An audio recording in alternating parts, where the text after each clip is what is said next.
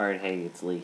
I wanted to start off this video by sharing something with you, that my girlfriend made me recite pretty much every time I got down on myself during the beginning of my transition. And it goes, "Our deepest fear is not that we are inadequate. Our deepest fear is that we are powerful beyond all measure. It is our light, not our darkness, that most frightens us. We ask ourselves, who am I to be brilliant, gorgeous, talented, and fabulous? Actually, who are you not to be? You are a child of God. Your playing small does not serve the world. There is nothing enlightened about shrinking so that other people won't feel insecure around you. We are all meant to shine as children do. We were born to make manifest the glory of God that is within us. For it is not just in some of us, it is in all of us. And as we let our own light shine, we unconsciously give others permission to do the same. And as we are liberated from our own fear, our presence automatically liberates others." Now, that simple quote, which seems extremely simple at the time, that I'm reading it, was one of the most difficult things for me to say, and not only to say, but to really truly believe, because I didn't believe for a very long time. Man, my hair is just all kinds of craziness. I didn't believe for a very long time that I was special enough to be anything, that I didn't have the right to follow my own personal dreams and to really live up to who I thought I was. I remember at the beginning of deciding to transition, and the first maybe 6 months, 6 to 8 months that I was going through things, that I was experiencing changes and really coming to terms that this is my choice and not society's choice or my family's choice, but this was my choice to transition and my choice to live the life that I felt was truly mine and truly meant to be mine. And for those beginning months, I remember being really scared and really nervous and very unsure of myself, because I was going up against so many preset stigmas and beliefs and just everything. And looking back, I wouldn't do anything different. I was asked by somebody when I knew that it was time, or when I felt that I was ready, I think is more accurate, when I felt I was ready to transition. And not want to transition, because want to transition was something different. When I found out it was possible, it was something I wanted. I wanted my breasts gone. I wanted my voice deep. I wanted my facial hair. I wanted the ability to look masculine and get rid of all the negative female garbage that I felt didn't suit me at all. And not that being a female's garbage, but on me it was. And with me it was living a lie. It was living a complete lie. But it wasn't that so much as when I realized, I knew going and starting this process that there was a possibility that I would lose everybody who was close to me. I knew I would lose. I didn't know I would lose, but I knew that there was a possibility of me losing them, that they were going to be frightened, be confused, be scared that what I was doing, and not want to be around me anymore for whatever reason. Whether it was bringing up their own insecurities, because whether, I was just someone different that they didn't want to have to cope with being around, or being able to understand, or have to watch the changes in me, or mourn me, I guess.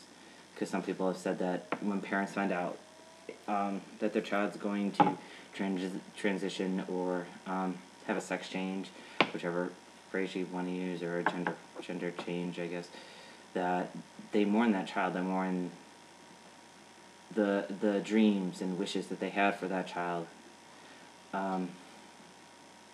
within that specific gender. But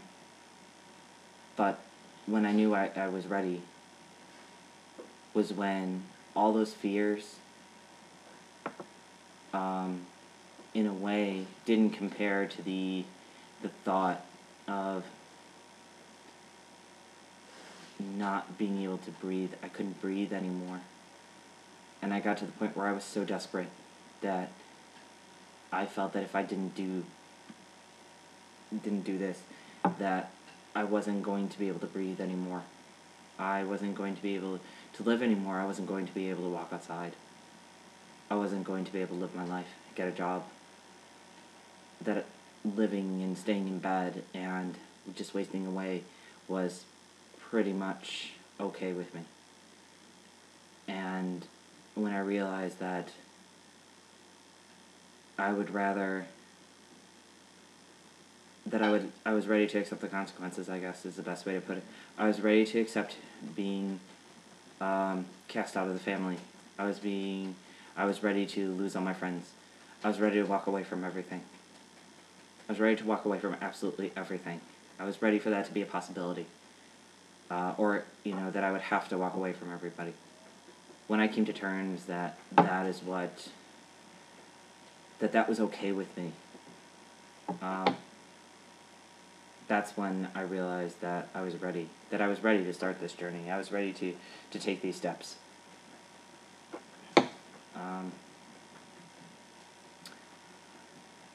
At the end of that quote, it has that part about letting your own light shine. And I didn't put up a Transgender Day of Remembrance video. But on that day, I went to church, and I saw the list, and I was heartbroken. I really was. I was heartbroken by the number of names that were on that list. And for the first time in a long time, I cried. I cried watching that list. And after church, there were three trans guys, and two of our girlfriends came out to lunch. Went out to lunch together. And I had found out that one of the guys had found my videos on YouTube. Go figure. And he was going to my church, which was awesome.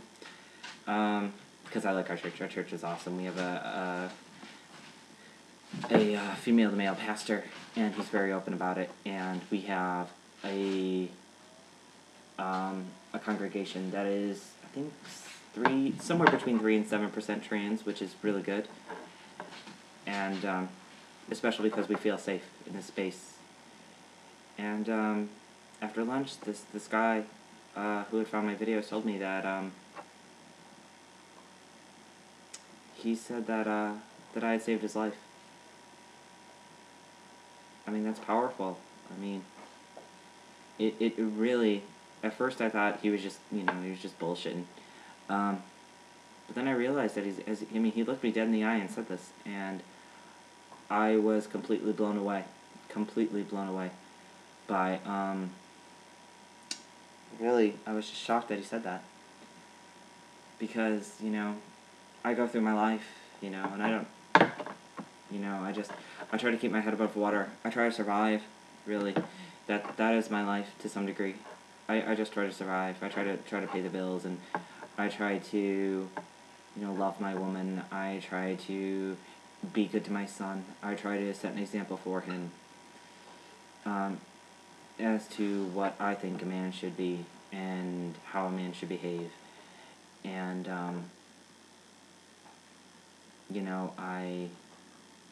I try to keep the house clean. I try to do all that shit that you don't really think about. And I throw up my YouTube videos every now and then, and I, ponder on my life and kind of vent out to y'all. And But I guess it's important to remember that people are watching. You know, you don't really think about people watching you and learning from you. But but it's true. It happens. And I'm glad I let my own light shine. I'm glad I have the courage to do that.